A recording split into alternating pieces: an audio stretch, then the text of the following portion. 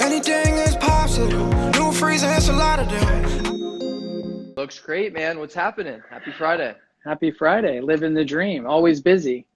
I know. But I'm never too busy for you. Appreciate it, man. I feel like we talk every day, so this is just another pleasure, another True. Routine for us. What's happening, man? Everything good on your end? Good. Staying busy, launching new products. Still in the game. Still I love it. Right? Still trying to live my dreams in the entrepreneur space. I love it, dude. Well, for everybody who doesn't know, this is Stick With Your Dreams, episode 8 with Adam Louras, who is the founder of COO, which was an amazing beverage company he'll talk about. He was also the COO of Dirty Lemon Iris Nova, and now is the VP of brand creation at Molson Coors.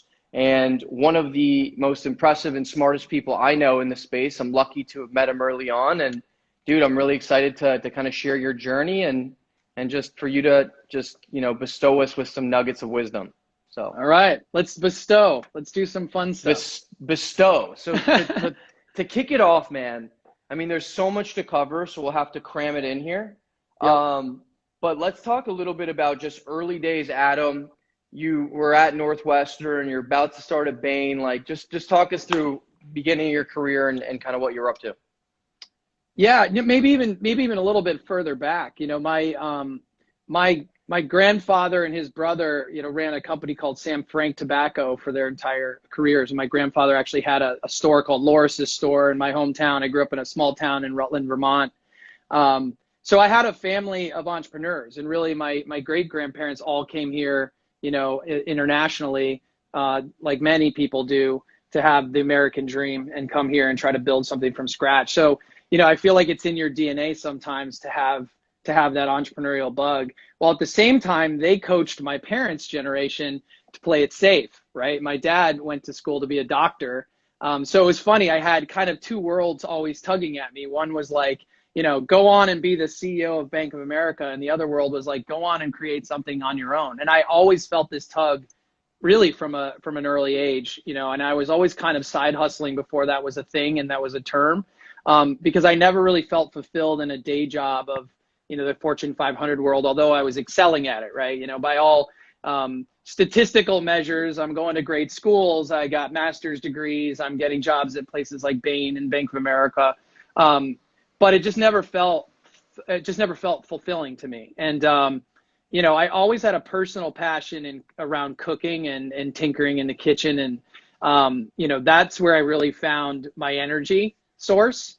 And it wasn't until I got to Northwestern that I realized that maybe I could do both of these things at the same time. But I was still tugging towards the safety route in the corporate world. And of course, working at Bain was sort of that was the holy grail for everybody I went to school with. So everybody kept patting me on the back. My circle around me was telling me, you're doing everything right. But it just felt wrong. You know what I mean? And yeah. No offense to Bain. I love Bain and I learned a tremendous amount there. It was an amazing experience. And I leverage a lot of that experience today.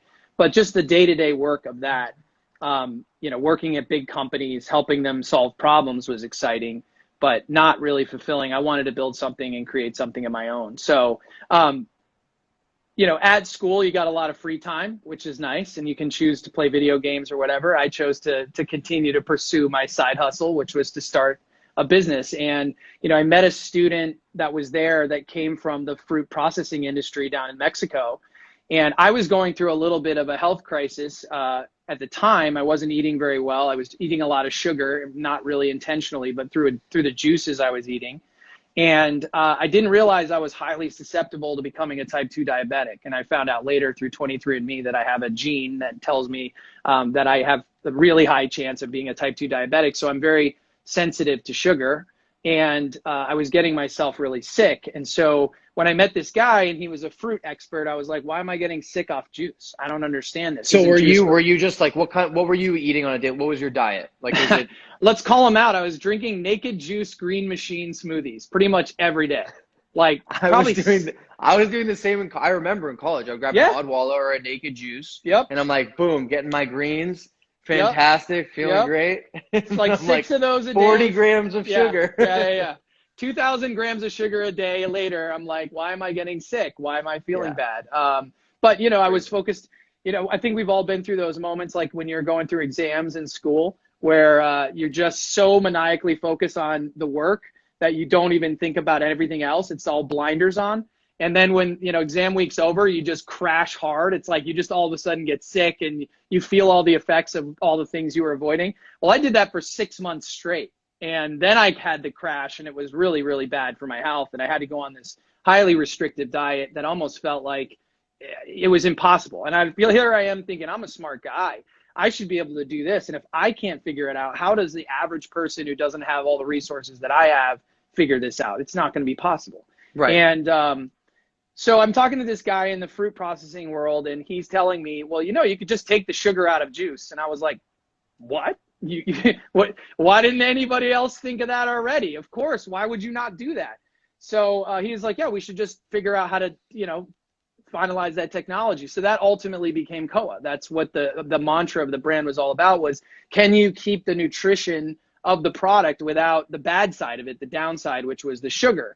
And then, so I worked on it for 2 years while I was in business school. So what are you doing? Are you just because by the way, just to take a step back, you are you're kind of an engineer, right? I mean, you build you can build a computer, correct? From spare parts.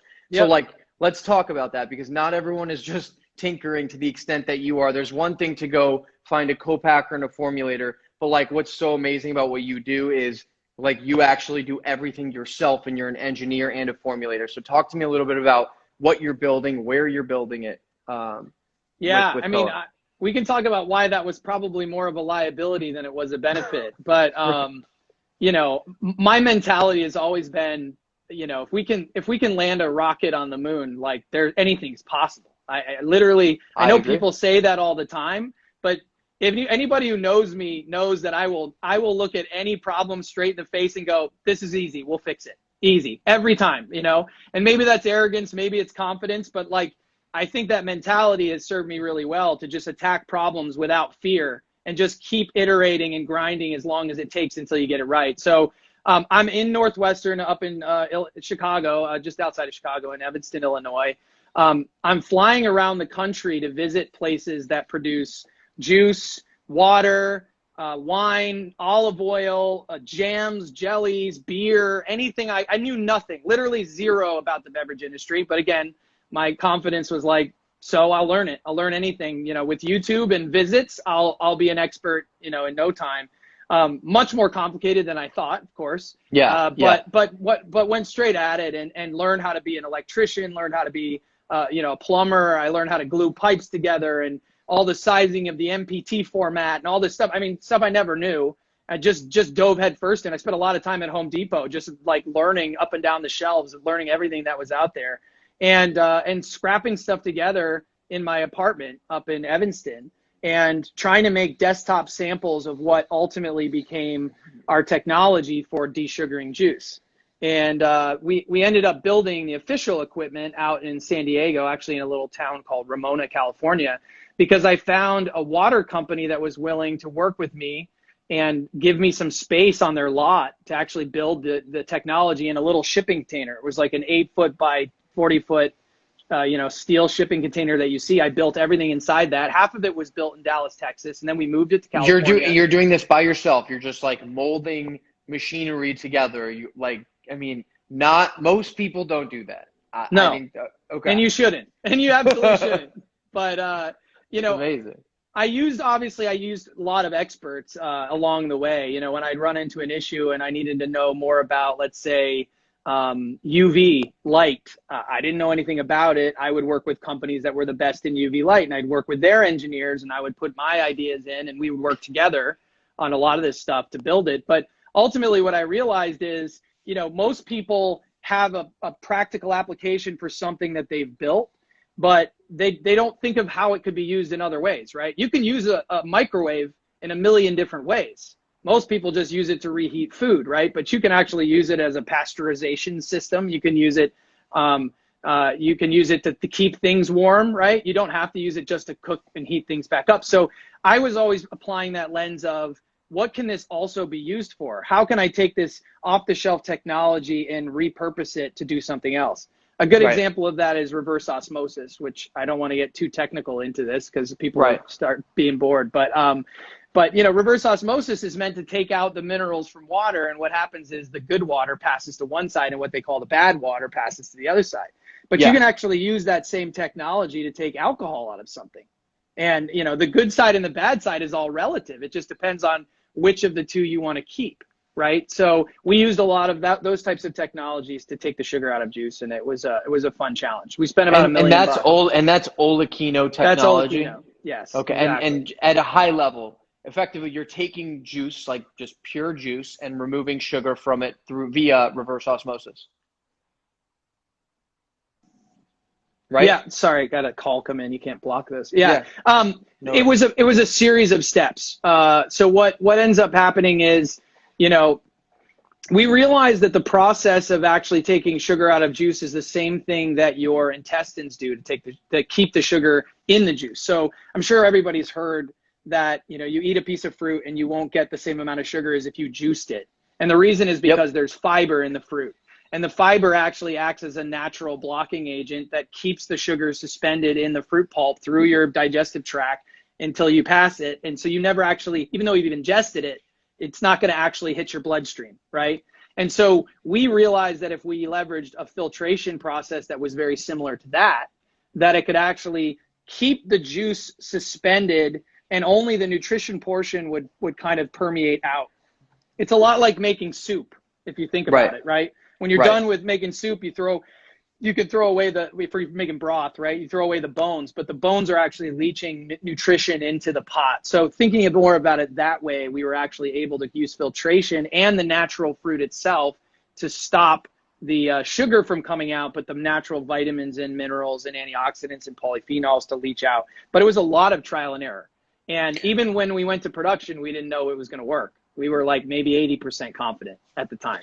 So you've built this MVP, and like, talk to me a little bit about how you brought it to market. I mean, you guys had beautiful bottles. You had some amazing capital partners. The tech, you said, cost almost $1 million to develop. But walk me through like early stage inception. How are you bringing that to market? Where are you guys located? How are you going about it? Yeah, so we worked with some big agencies. Look, I learned the hard way, like a lot of people probably have in this space. You know, you think that there's somebody you can hire that's going to do an A+ job every single time, and you learn pretty quickly that nobody does an A+ job. And if they do an A+ job, it's because you handheld it the whole way to get exactly what you wanted out of it. Yeah. You know, I won't name names, but we used about 3 different creative agencies to get that packaging done. But I would argue that ultimately 80% of the design that you see is what I did. You know, I dabble a little bit in art. I'm not an artist per se. But, you know, I think I have a decent eye for what looks good. And I knew in my head it was crystal clear what I wanted. And I knew they were getting me near it, but they weren't nailing it. So I kind of let those artists get it to a place. And then I took it to the finish line. And then obviously as time goes on, you make minor tweaks in market, you know, whatever they did. I'm not going to call them back up to make a small change. I just needed to learn how to do it myself. So made all those little tweaks. But that was happening both in Northwestern, but then also in Dallas before we finally launched it. You know, and I was really, really happy with the outcome of the product on the packaging side. But, you know, one of the things that we can talk about is that we tried to innovate on just too many levels. You know, the liquid already was too complicated, probably for most consumers to understand, definitely for most consumers to understand, even for the industry to understand. And then, you know, we made a bottle. We were really the first 100% biodegradable and recyclable bottle. That came out in 2012. Sorry for anybody else making that claim, but we definitely did it first. And the reason was because the cap was also recyclable, and we used a recyclable screen print and biodegradable screen print on the front of the bottle. There was no label, no adhesives. So, you know, we really thought that was going to be the future, and I still think it is, but you know, that was 10 years ago, and it's still, we're still not even there yet. Right. So I think we were trying to do too many things novel. And I always advise now brands that are starting out to not do that. Don't fool yourself into thinking you need to be the best on every level. There are things that you need to be better on, and make sure those things are communicated, but don't try to be the best at everything, because you're ultimately going to not succeed. There's too many complications with doing things new. I think as a founder, like as you're building a business, you're so obsessed with being best in class in everything that you do. but there really is a truth to shipping and getting the product in store and having just product market fit versus the, you're never going to get to the perfect version of your product. You're going to continue iterating while it's even in store.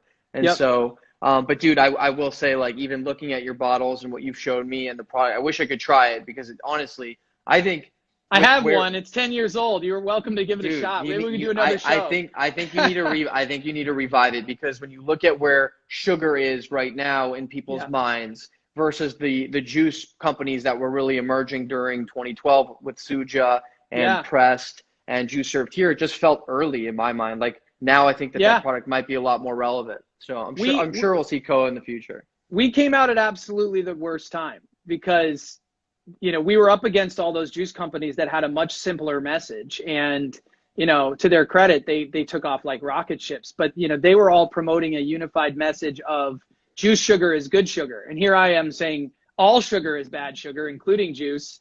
And it was, our tiny little company with this complicated technology up against, to your point, hundreds of upstart juice bars and juice companies that were taking off like crazy. And nobody really wanted to hear my message at the time. How much sugar was in a bottle? Zero. Zero sugar. Zero sugar. And it was sweet still? It had like a hint, like a tinge of sweetness? Yeah, a lot of people that described it would describe it as fresh. It was almost like the greenness of a salad, that you would get when you bite into a piece of lettuce. Is a lettuce sweet? It kind of is when you think about the freshness of it. So it had this very distinctly green taste that was more like, but it's definitely, it was definitely also challenging that a product called Hint had just come out as well. And Hint was really trying to capitalize on the yoga studios that would put water out with a couple of pieces of, orange or lemon in it and get this sort of hint of fruit in the product. And in a lot of ways, to the untrained palate, COA tasted like that. And so we spent a lot of time trying to just convince people, listen, we're not taking water and adding stuff to it. This starts as fruit. We convert it to juice. Then we take the sugar out. And the final result is something closer to like a Hint water experience. It's thicker. I mean, there were differences to it, but it was perishable. People didn't realize that since it was quasi-clear. It was cold chain the whole way, which was another challenge. Yep. So we were doing stuff at a time when cold chain was just emerging. HPP was really just coming out. So I might have used that technology had it been a year later that I started COA, because I think it actually would have helped in hindsight. But we were doing everything to the most complicated degree, trying to do how many years were you building COA, and what was the distribution like at your peak? You could argue that the real idea started in 2009. We didn't have a product on shelf until 2013. So it was kind of like a 5-year behind the scenes journey. Yeah. But we weren't, like I said, we were about 80% done even when we launched. And then, it took it to 2016 ultimately. So it was a long journey. At our peak, we were doing just over $1 million in run rate sales. And, we had a big team across Texas. We had some people in New York. We had some people in Southern California where our manufacturing was done. But, like any other brand in this space, the natural channel, it almost feels like you either start in New York or California and your next market is the other one. And that's really hard because you're managing a supply chain on both coasts, right? But that's where all the people are. And, we tried to put the product in Chicago and all over Texas, but I think there's a different appreciation for a high cost product in those markets, even though there's large population base there. So you really need to build your brands, in the West and East to have a shot. And we were based in Texas, so it was pretty complicated. We really wanted to have a loving partnership with Whole Foods. That turned out to be more challenging than I thought. They were very skeptical of our technology. I think because they've been burned a bunch of times in the past. And they just wanted a lot of proof that what we were doing was true. And we spent a lot of time just looking inward. I always tell brands, like, if you find yourself constantly looking inward at your business, you're failing. You've always got to be looking outward and trying to sell more product, trying to find ways to communicate with customers. Because early on, that's the most important thing. We had no choice but to look inward because we were constantly trying to prove that we were real. We were trying to prove that our product was actually juice and that, it wasn't water. And how do we explain this, and it slowed us down. It took a lot of time and it took a lot of money, and ultimately was probably just the wrong timing to do that. And I think it's really powerful what you said, man, because there are so many people that get excited about the food and beverage space, but they need to hear that once again. It took you 4 to 5 years to get the product perfected on shelf, to perfect the science, to create something really differentiated and unique. Because if you just put another co-pack product on the market, you're going to be, good luck improving any velocity. And then even once you were on shelf, another 2-year journey. I guess it's a good segue, but I just always like to reiterate that because so many people jump into this space and get attracted to, food and beverage, it's sexy, CPG, they chase the exits. And it's just, it's a marathon. It is. So with that, I'd love to transition to like that next chapter of your journey. So, unfortunately, COA, you guys kind of found a nice exit opportunity and a good pivot for yourself. So talk to me a little bit about what happened next with Dirty Lemon, and that we can, kind of dive into that chapter. Yeah, so the backstory a little bit was that, COA ultimately what we wanted was to replace bottled water as an ingredient, which sounds a little crazy, but water is the #1 ingredient used in the world, and it's not even close. There's nothing else even close. I mean, look at any beverage, first ingredient on every label is water. And there's zero value add to the water. At least most people perceive that, right? Coffee, tea, beverages, any soda. And so my thinking was, what if you could, replace water with a value-added ingredient that served the same functional purpose or the liquid purpose of water? And so COA is really meant to be a water replacement and ideally an ingredient in every beverage that you can imagine. If you could add natural nutrition and instead of saying water, it could say orange olekino or lemon olekino as your first ingredient. How cool would that be? Yeah. So the reason we started COA was because we felt like the ingredient would have no value if people didn't think that the product had value, right? You needed to know what it was. If I put orange olekino on a bottle of coffee at Starbucks, nobody would know what that is. So why would they ever do it? It doesn't make any sense. So we knew long term we needed to get into products to really start telling this story in a big way. And when COA was becoming such a challenge as a product by itself, I just started moonlighting as a formulator to try to get some design wins to put COA inside other products. So I was working with brands like, Kavita, and then ultimately Little Duck Organics, which is the company that Zach Normandin founded before Dirty Lemon. So I was trying to work with other cool startup brands and get COA inside. It was like an Intel inside strategy. And it was obviously a big distraction from the core business, but I felt like maybe this was, a shot that we needed to take at that time.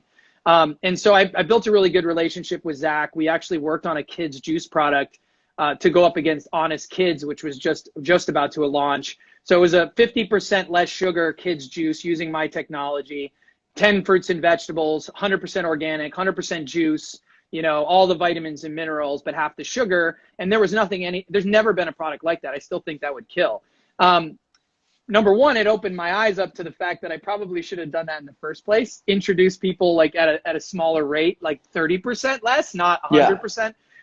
But hindsight's 2020. That had already passed. But we got a lot of people interested in this kids juice product. He ended up exiting the company not long after we created this product, and we had built a great relationship and knew that our strengths really complemented each other. So when he left, he was kicking around ideas. He started an agency called Redwood, and he was working with some brands on design and creative work, but he was really looking for his next big thing. And we were talking probably, I would say, once a month at least, and he was informally advising COA and trying to help me with my messaging and vice versa, trying to help him think through ideas of what was next, which, ultimately became Dirty Lemon and, started as that single SKU charcoal lemonade product, which in many ways was everything that COA wasn't. It was awesome. It was still zero sugar, 0 calorie, or very low sugar, very low calorie. Same functional promise of using really unique ingredients, but made in a much easier way. Right. And because of his brilliant marketing, you're selling lemonade for $10 a bottle, as people would put it, but it was much more than that. I think the brand was really amazing from a design and a formulation perspective. So, when COA started to wind down and I started thinking about what my next move was, Zach was one of the first people to reach out to me, and it made total sense for me to just jump in head first as the COO and start, building out the platform for Dirty Lemon and all the different flavors. That took a lot of different, wild turns over the years. But yeah, that's basically what happened. I was literally on one laptop for COA and one laptop for Dirty Lemon for about 4 months. And then finally, the COA laptop closed and it was all Dirty Lemon for the next 3 years. And what I think is really amazing is obviously just, that's a great segue for your career and a great next chapter. You could use all of those relevant skill sets and apply them to what you're building with Dirty Lemon. But I will say, man, when in those initial 3 years that I was following the brand, it was by far one of the best marketed, branded, and just had some of the most brand awareness I'd ever seen for a D2C brand, even though on top of the fact that it was a beverage product. There weren't a lot of beverage brands or even food and beverage products that were getting that kind of recognition, and also that we're building D2C platforms at that scale. You guys were also first to do SMS and to use text to order versus, now you're starting to see like Voyage and Community and other text to order and texting platforms. But can you talk a little bit about, what Dirty Lemon was doing that garnered so much attention and so much excitement on top of that beautiful design and packaging? Yeah, in many ways, maybe I didn't learn from my mistakes because we jumped into a bunch of new to the world stuff again, right? The bottle was HPP, but we were using a really, really, really thick plastic intentionally to give it a more of a glass-like feel. We wanted like a Nalgene bottle effect on the when you held it, but it had to be plastic because glass would shatter in transit, and we were trying to optimize for direct to consumer. So many facets of Dirty Lemon were interesting. Yeah, to your point, the first one being that it really emerged as part of the Instagram culture. I mean, Instagram was still emerging in many ways when Dirty Lemon was coming on the scene, and I would argue there weren't any products advertising on Instagram. I remember very vividly talking to people about how we were going to sell the product through Instagram, and they looked at me dead in the eyes and said, "Nothing sells through social media. That's the dumbest thing I've ever heard," because no one had ever done it before. And, that wasn't incorrect. I think to say something can never be done is always foolish, but, it had certainly hadn't been done at that point. And in many ways, it was a great time to be on Instagram because they hadn't polluted it yet with rules. So we were able to game the system a little bit in that, when you posted, if somebody followed you, it was chronological. So if I posted at 9 a.m. and no one had posted after me, my post is going to be the last one on your feed or the first one on your feed when you log in every day. And there weren't a lot of people posting stuff. People were doing a lot of consumption, but there wasn't a lot of supply of content. So we had worked out a little bit of a gimmick where we knew at certain cadences during the day, if we just kept posting up funny memes and content and cool photos, people would see our posts all day long. And there's this old marketing adage that consumers need to see something 10 times before they consciously recognize it. Well, what a great medium for getting you to see something 10 times in a row. I mean, we could do that in probably the shortest life cycle of all time. We could have you in 2 days see a Dirty Lemon something, 10 times easily.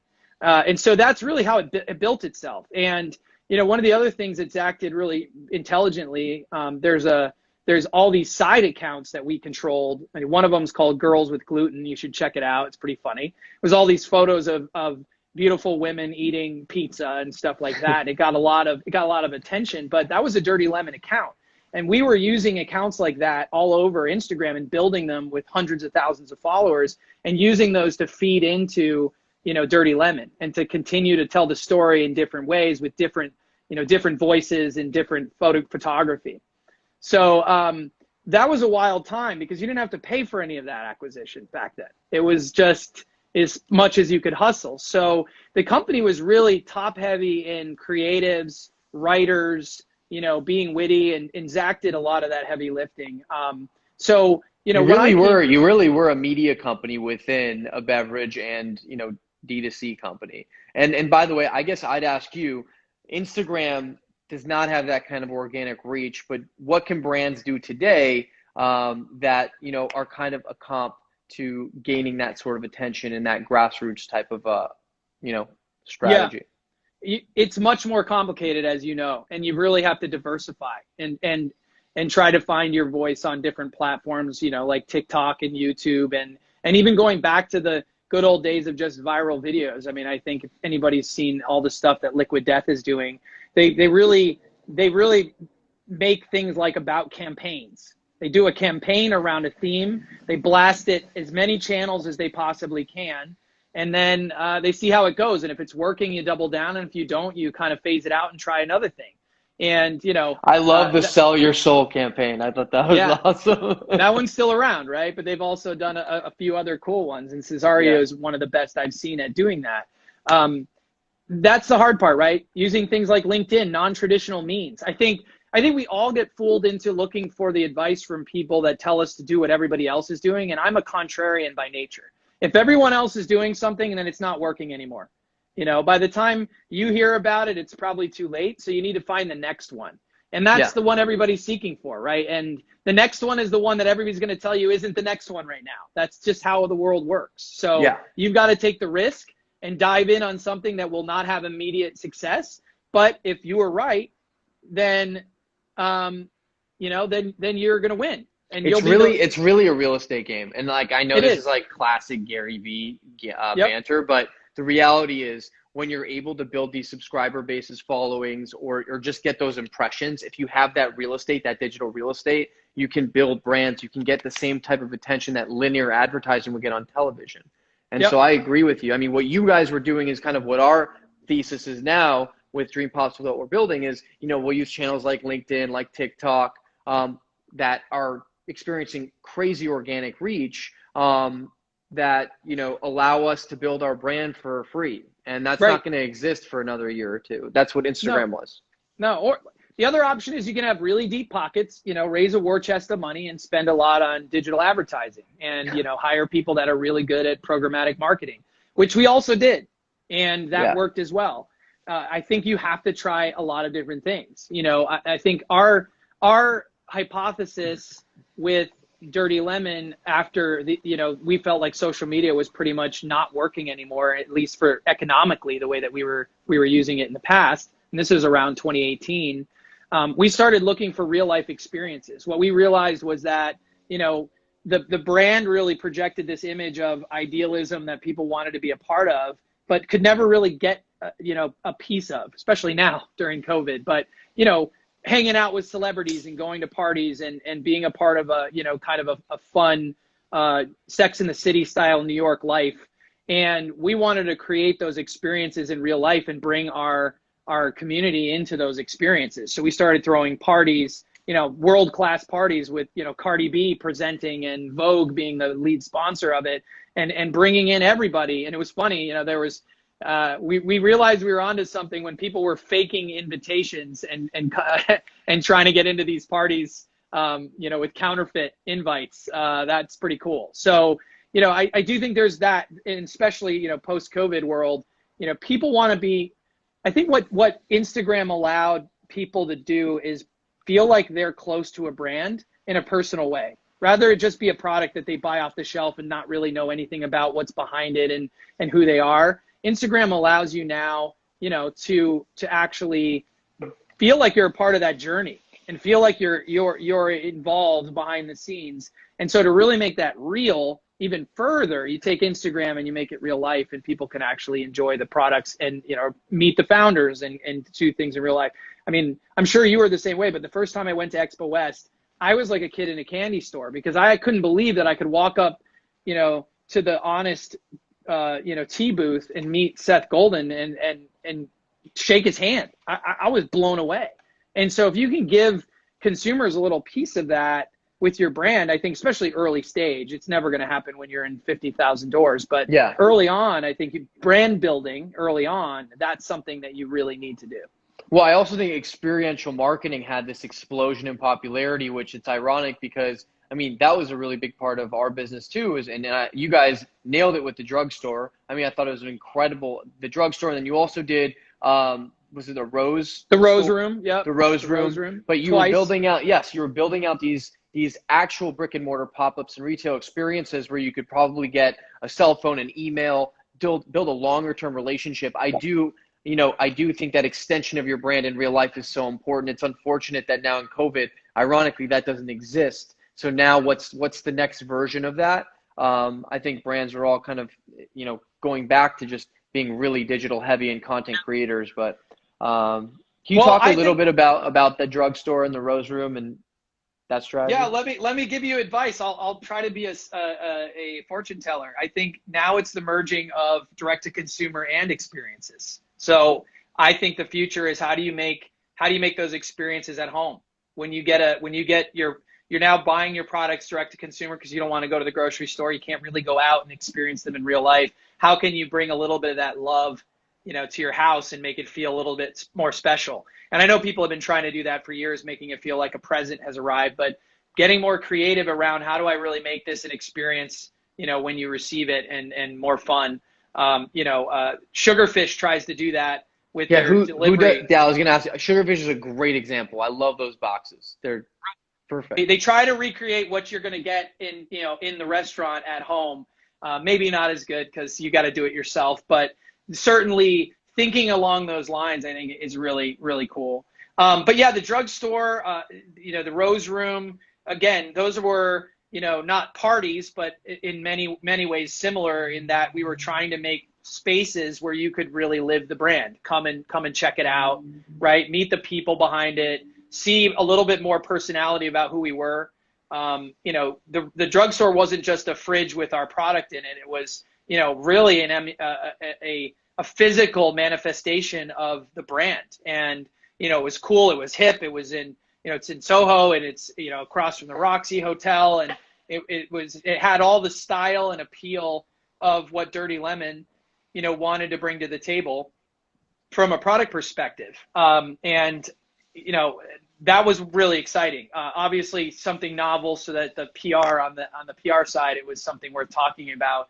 But they were very effective in bringing consumers in, having them Instagram, them being there, and then posting it on their pages and tagging the company. So it became a good awareness tool. I would say somewhat effective customer acquisition tool. But that was the ultimate goal. But a lot of this stuff was trial and error. I mean, we didn't know when we started doing Instagram posts that it was going to work and sell products. We had a hypothesis that it would. Yeah. But there was no proof that it would. And we invested in it for over a year, and then it started paying dividends. But, a lot of people want that get rich quick, cause and effect. And sometimes you try some cool stuff and it works in some ways and it doesn't work in others, but you strike out ultimately. And, you've got to be willing to try. So I think you're spot on. And a lot of people think you can just build a brand, have a great paid acquisition strategy, scale it D2C, and boom, someone's going to scoop up the brand.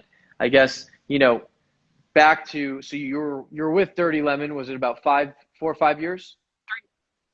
3 years. 3 years. And now, you've since moved on to Molson Coors, where, you're really, really an R&D machine. You're creating new brands, creating new concepts. I guess what I'd like to ask you is, and it's really powerful because you've had so many experiences, obviously primarily in beverage, but also working with other brands like, ourselves and other companies that you've worked with in the past. With how challenging it's been, what drives you every day? What is the reason that you keep showing up and love what you do? Because you are so passionate, engaged with what you're building. And I would just be curious what drives someone like yourself to be in the food and beverage space with how challenging and how much competition there is. Good question. And sometimes I wonder why I put up with all the beatings that I get every day. Yeah. I guess in my DNA, we talked a little bit about it in the beginning, being an entrepreneur at heart. And I think what that means to me is that I never take anything in the world at face value. And maybe, I remember when I was a kid, teachers in particular, hated that about me because I questioned everything they said. I just didn't think because they said it was true. I never assumed anything was true. I'd always argue. I'd always challenge until I was sufficiently convinced that you were right? I just never give respect immediately to the things that people say. And maybe that's you can call that a fault, but it's always been in my head. And part of what that does is it drives me to always vet something out to the end to make sure it's either true or false. And if it's false, how do I fix it to make it true?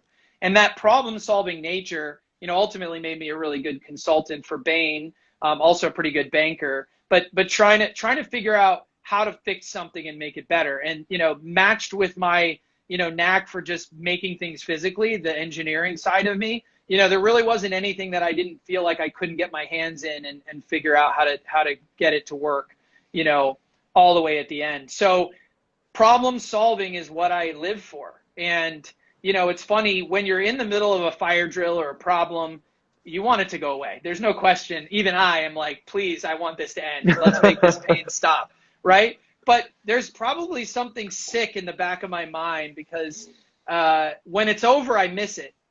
And I'm always looking for that again.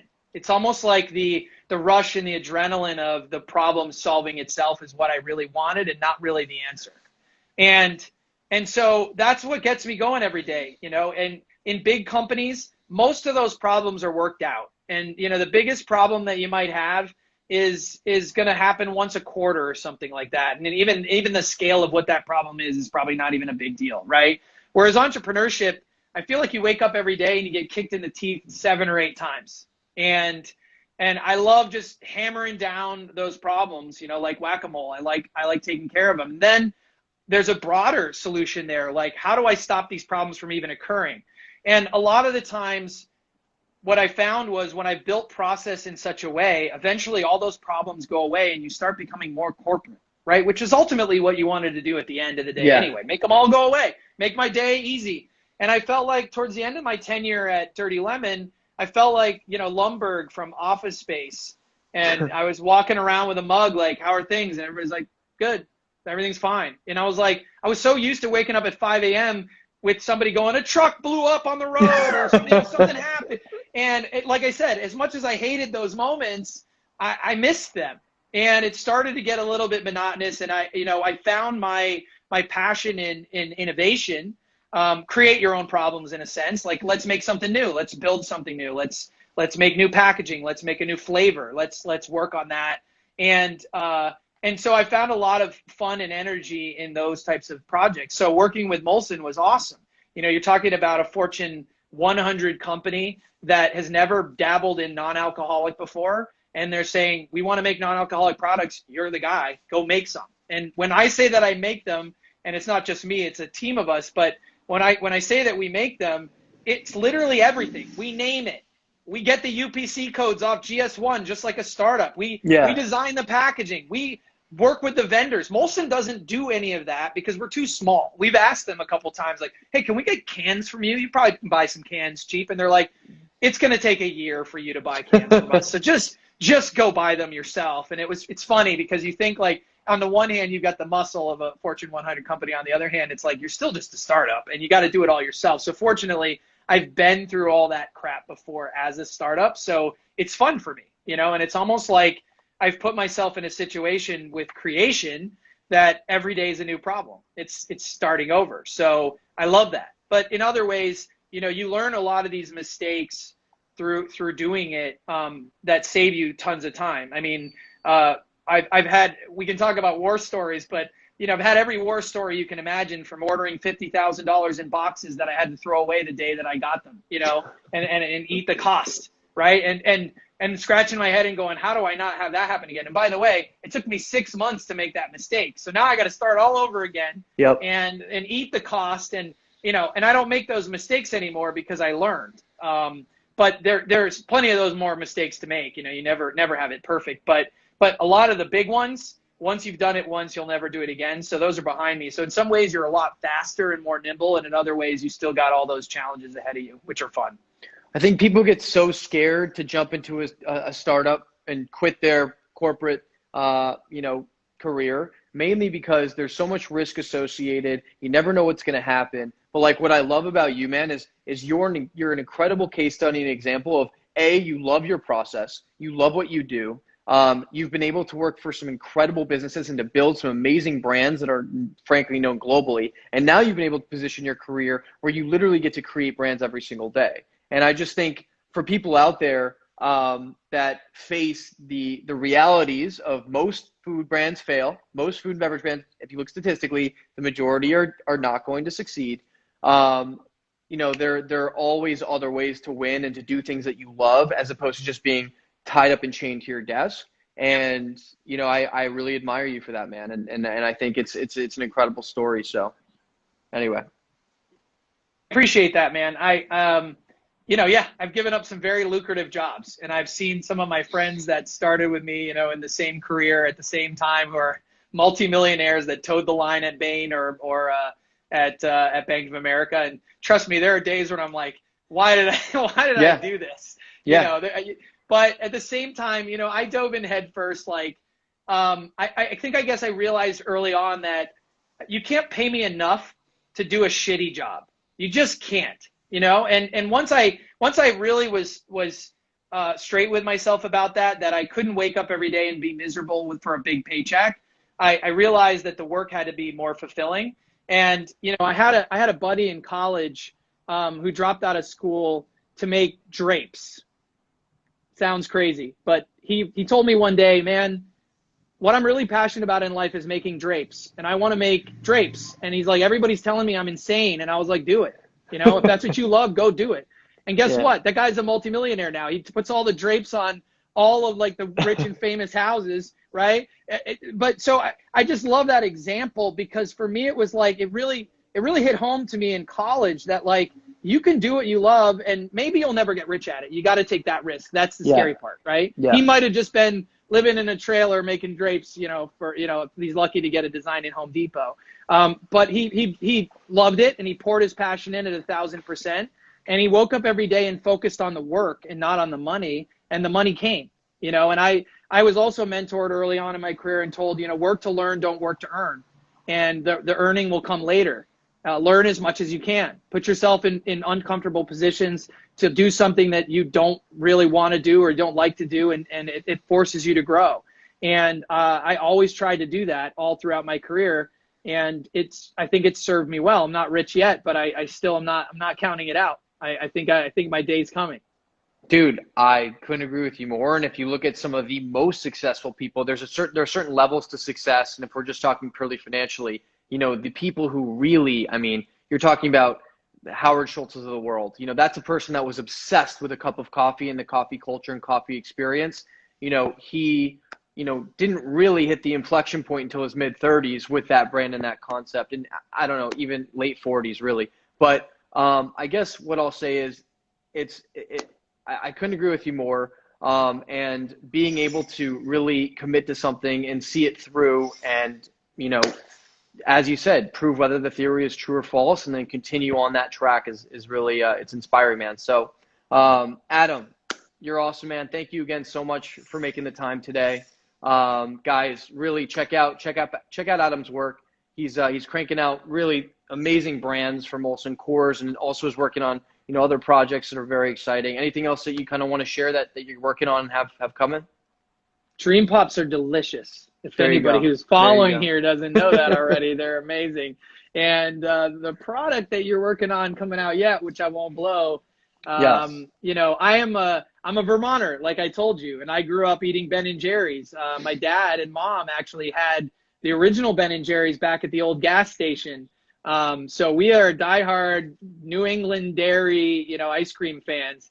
And I've never had anything better than, the original Ben & Jerry's until I had the new Dream Pops product that's coming out. And I will tell you straight up, it's going to make me plant-based. I never thought it could happen. August 26th, man. And that's with a lot of your help. We couldn't have done it without you, man. You guys did it. You did it.